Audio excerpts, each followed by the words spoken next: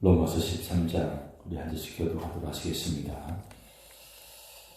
각 사람은 위에 있는 권세들에게 복종하라. 권세는 하나님부터 나지 않음이 없나니 모든 권세는 다 하나님께서 정하신 바라.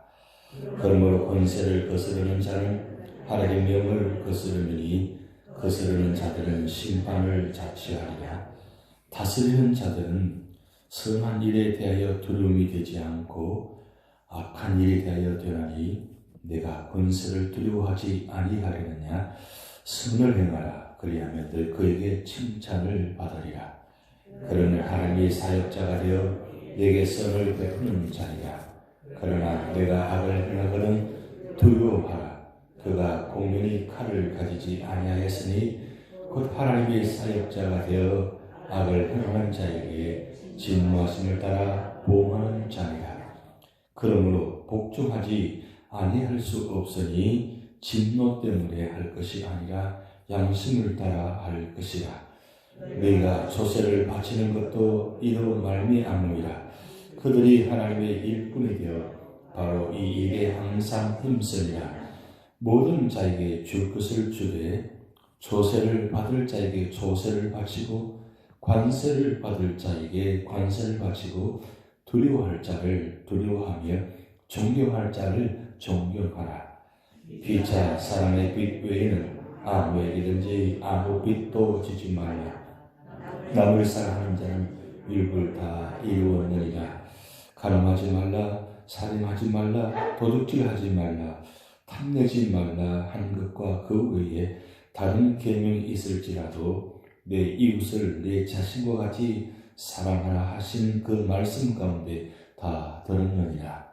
사람은 이웃에게 악을 행하지 아니하니 그러므로 사람은 율법의 완성이니라. 또한 너희가 이 시기를 알거니와 자다가 깰 때가 벌써 되었으니 이는 우리의 구원이 처음 믿을 때보다 가까웠습니다. 밤이 깊고 낮이 가까웠으니 그러므로 우리가 어둠의 일을 벗고 빛의 갑옷을 입자. 낮에와 같이 단정행하고 방탕하거나 술 취하지 말며 음란하거나 허색하지 말며 다투거나 시기하지 말고 오직 주 예수 그리스도로 옷 입고 정욕을 위하여 육신의 일을 도모하지 말라. 아멘.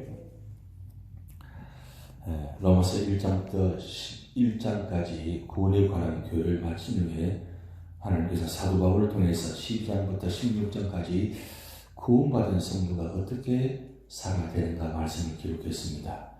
어제 12장에는 교회 안에서 신앙을 어떻게 할 것인가, 어떻게 살아야 되는가 그 말씀을 세 가지 말씀드렸습니다. 그 세 가지 기억하십니까? 세 가지 자세에 대해서 말씀드리는데 첫 번째, 하나님에 대한 자세. 내가 하나님과의 관계 속에서 제일 먼저 취하는 자세가 바로 예배자의 자세. 그 예배자의 자세를 통해서 우리가 어떻게 살아야 되는가. 그래서 모든 우선순위는, 모든 신앙인의 출발은 예배입니다. 예배에 성공하셔야 됩니다. 예배에서 승리하셔야 됩니다. 예배를 통해서 은혜 받으셔야 됩니다. 예배를 통해서 축복받으셔야 됩니다. 왜 우리 삶의 자리가 헝클어지고 문제되어지고 복잡하고 온전하지 못하느냐? 그건 하나님과 나와의 관계에서 예배의 관계가 온전하게 되지 않기 때문입니다. 예배란 건 하나님과 나와의 관계, 이 관계가 온전히 되어야만 우리 삶의 모든 것도 온전해질 수 있습니다. 그렇기 때문에 우리 성도는 예배에 목숨을 걸고 예배를 통해서 은혜 받아야 되고 예배를 통해서 말씀을 들어야 되고 예배를 통해서 하나님 뜻을 깨달아야 되고 그 예배를 통해서 승리하셔야 돼요. 그래야만 모든 것이 다 퍼즐 게임에 맞추듯이 맞춰지는 겁니다. 그게 예배자의 자세가 먼저 되어지고 난 다음 내가 교회 안에 성도로서 어떻게 살아갈 것인가. 성도 교회 안에서 성도의 관계입니다. 이 교회 안에서 성도의 관계가 과연 온전한가? 여러분 다시 한번 생각해 보시기 바랍니다. 말씀 많이 보고 기도는 많이 하고 봉사는 많이 하는데 하나님 관계는 온전한 것 같은데 왜 성도의 관계가 온전하지 못할까요? 기왕이면 온전하면 좋잖아요.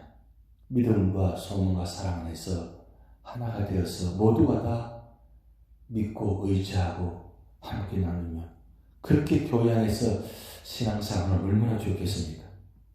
그렇기 때문에 언제나 이 이웃과의 성도와의 관계 속에서 그 관계가 온전해야 그 신앙의 모습이죠. 그러면서 세 번째 말씀합니다. 축복하라.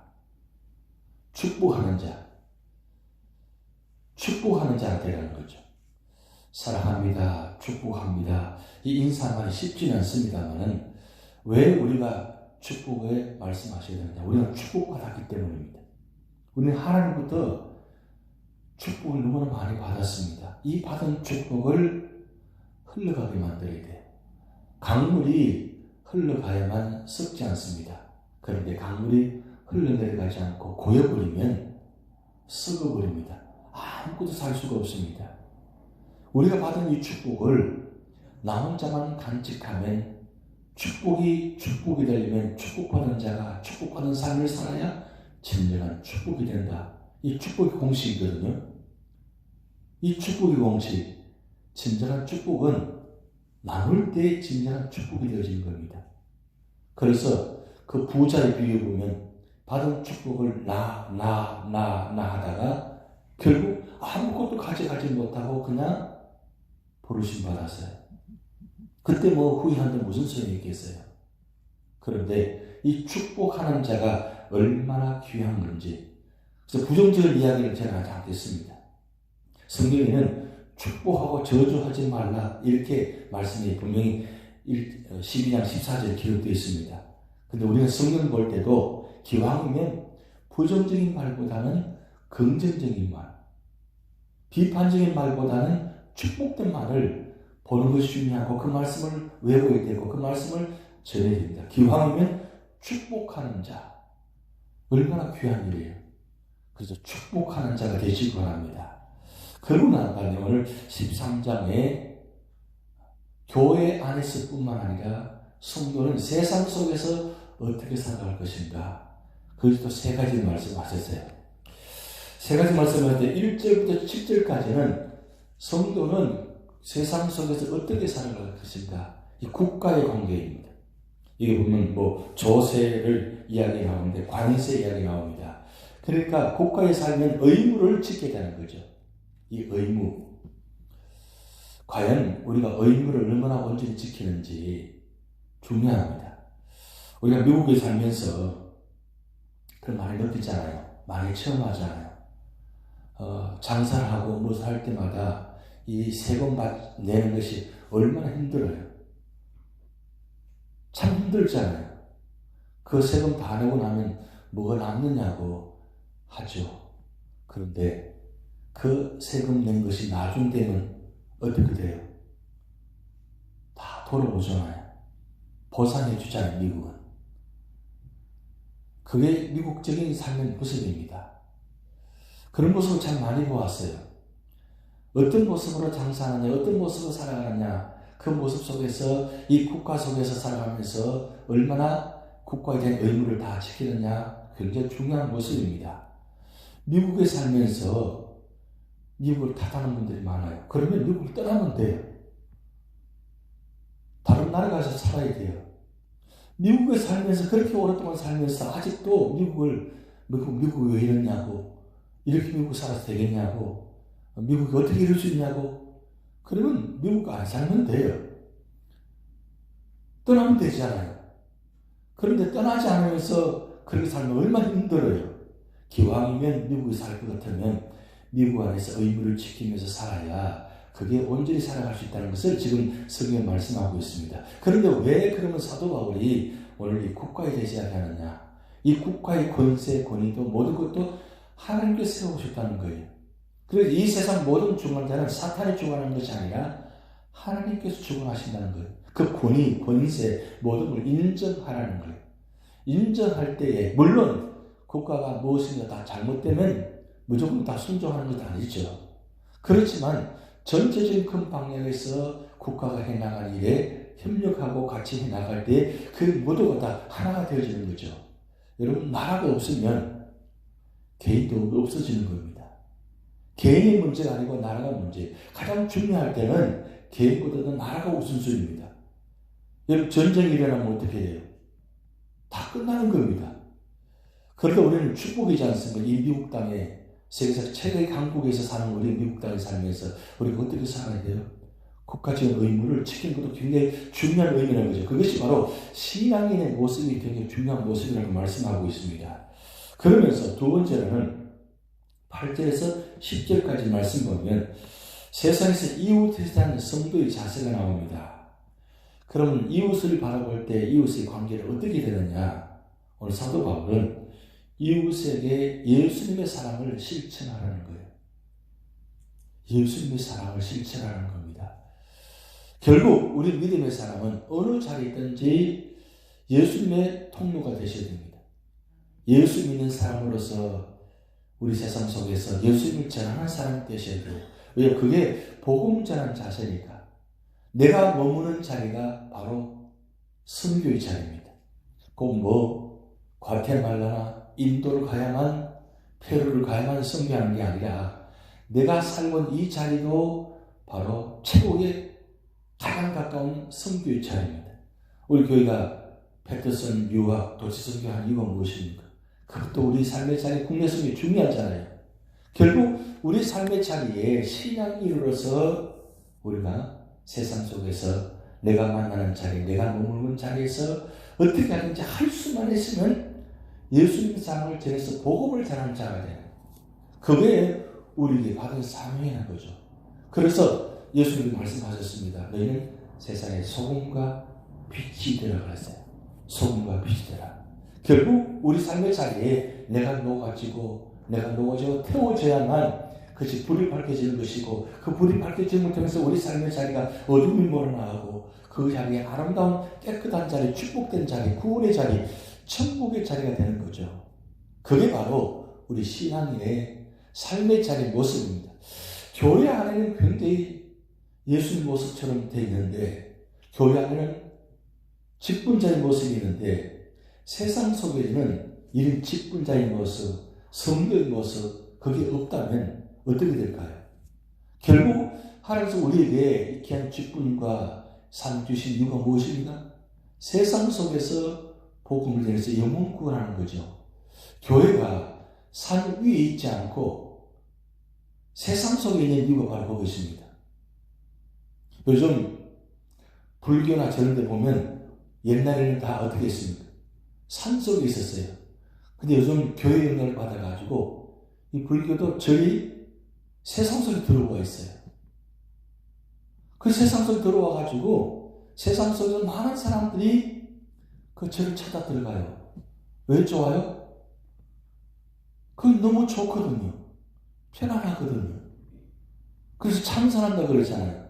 조용하게 그냥 묵상하면서 참선하는 모습. 그 좋아서 그렇게 절에 많이 다닌다고 합니다. 교회가 그렇게 되면 안 돼요? 교회 와봤더니 참 좋고 편안하고 좋아요. 여기 가서 묵상하시면 좋겠어요. 그 하루 종일 여기 교회 문이 열려가지고 교회 안에서 기도하면 얼마나 좋아요. 요즘은 마음껏 교회 문을 열지 못하고 있잖아요. 우리 동네도 이 교회 주변에 함부로 문을 낮에 열어놓지 못합니다. 왜냐, 아무나 불쑥불쑥 잘 들어오기 때문에요. 위험한 지역입니다. 그런데 교회가 세상 속에 있는 이유는 바로 세상을 평화롭게 사랑이 넘치는 곳으로 복음이 있는 곳, 천국에 이루기 위해서 교회가 이 세상 속에 있는 겁니다. 근데 교회가 천국이 되지 못하고 교회가 지옥이 되면 어떻게 돼요? 그럼 구원의 역사가 나타나지 않아요. 결국 교회를 통해서, 교회 안에 속한 성도들을 통해서 이 세상 속에서 나타나는 모습이 바로 예수님의 사랑을 실천하고 전달되어질 때에 세상이 교회를 인정하고, 그래, 다른 건 몰라도 교회는 인정해야 돼. 교회 나가야 돼. 라고 할 수 있는 교회, 성도가 바로 그 귀한 사명이죠. 그러면서 오늘 사도 바울은 마지막 11절부터 14절까지 세상 속에서 어떻게 살 것인가, 종말의 신앙의 자세를 말씀하고 있습니다. 오늘 11절 말씀 보면, 또한 너희가 이 시기를 알거니와 자다가 깰 때가 벌써 되었으니 이는 이제 우리 구원이 처음 믿을 때보다 가까웠습니다. 점점 주님 오실 때가 가까워져 갑니다. 주님 오실 때 가까워질수록 우리는 어떻게 되느냐? 종말의 신앙, 주님 오심을 준비하는 신앙입니다. 왜 연말이면 대강절이 시작되고 성탄절이 연말해질까요? 의미가 있습니다. 바로 주님 오신다는 것. 주님 이미 오셨습니다. 초대의 예수님은. 그런데 재림의 예수님이 오신다는 거예요. 제가 오늘 새벽에 자다가 갑자기 혼자 설교하고 있었어요. 설교하다가 눈을 딱 깼는데 그게 무슨 내용이냐면, 왜 주님이 다시 오실까? 왜 우리 주님 오심을 기다려야 될까? 그걸 막 설교하다가 제가 깼거든요.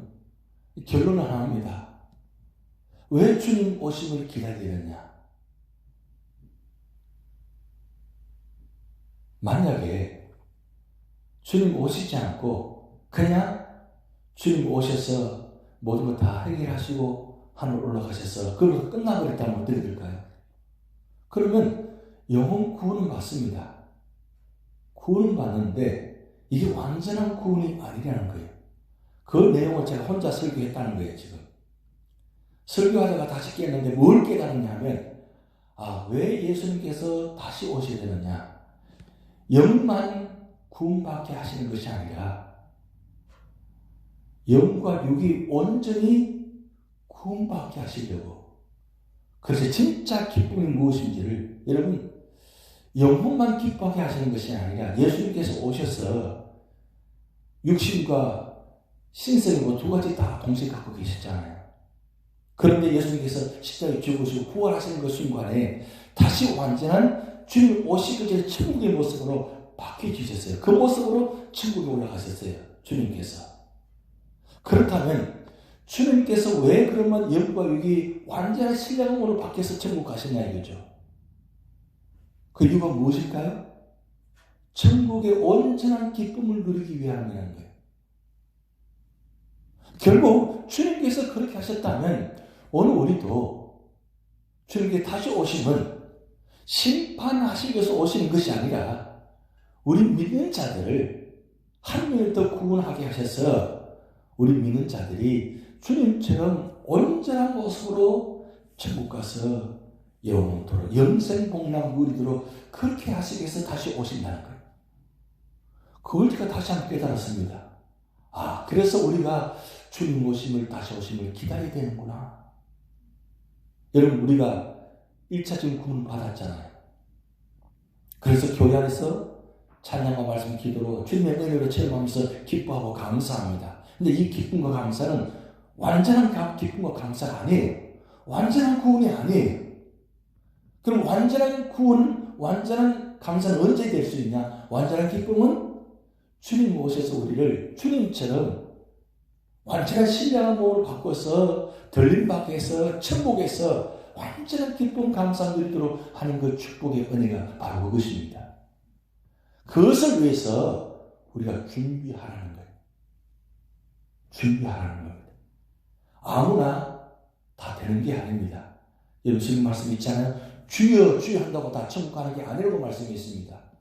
그럼 모든 사람이 다 주여 하면 다 구원받아야 되잖아요. 근데 그게 아니라는 거예요. 문제는 우리가 보기에는 저분 구원받아서 천국 갈 거야 라고 생각하는데 하나님 입장에서 보면 아니라는 걸 될 수 있다는 거죠. 그렇다면 내가 오늘 말씀 앞에서, 하나님 앞에서 내가 진짜 구원받은 자로서 내가 주여 하는지 아니면 나여 하는지 한번 생각해 보시라는 거예요. 그래서 성탄절이 있는 겁니다. 대강절이 있는 겁니다. 주님 오심을, 주님 오셨으니까 당연하게 다시 오시지. 그걸 다시 깨어서 기도하는 거죠. 그래서 대강절은 1년의 첫 시작이고, 그리고 주님 오심 재림을 다시 기다려 준비하는 기간입니다. 이럴 때 우리가 더욱더 믿음의 자리에 있으면서 주님 오심을 언제 오실지 모르니까 깨어서 기도하면서 나아갈 때에 결국 우리 삶의 자리에 어떤 모습도 추하지 않습니다. 오늘 말씀했잖아요. 빛의 갑옷을 입으라 그랬어요. 어둠의 옷을 입지 말고 빛의 갑옷을 입으라. 그것은 우리 마음속에 예수 그리스도 안에 계셔서 천국의 소망을 갖고 그 안에서 기쁨 누리고 감사하며 살아갈 때에 우리 모습이 겉과 속이 다른 게 아니라 겉으로는 예배드리는 폼이 있고 기도하는 폼이 있고 그리고 청산유수같이 다합니다. 그런데 속은 전혀 다른 모습을 갖고 있는 모습, 겉과 속이 다른 모습이잖아요. 그런데 오늘 말씀하잖아요.